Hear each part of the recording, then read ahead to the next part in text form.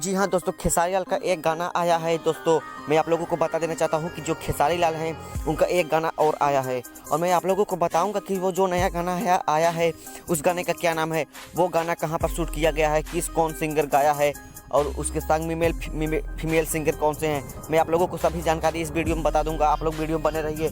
तो चलिए हम चलते हैं वीडियो की ओर। तो हाँ जी हाँ दोस्तों, ये जो नया गाना निकला खेसारी लाल यादव का, इस गाने में जो है फीमेल सिंगर का नाम है, इस गाने में जो फीमेल सिंगर है वो प्रियंका सिंह है। और मैं आप लोगों को बता दूं इस गाने का जो है नाम रखा गया है उधार धनिया। तो भाई लोग आप लोग यूट्यूब पर ये गाना अपलोड हो चुका है, फाइनली अपलोड हो चुका है। तो आप लोग जाकर यूट्यूब पर इस गाने को देख लीजिए, और अगर आप लोग मेरे चैनल पर नए हो तो मेरे चैनल को सब्सक्राइब कर लीजिए।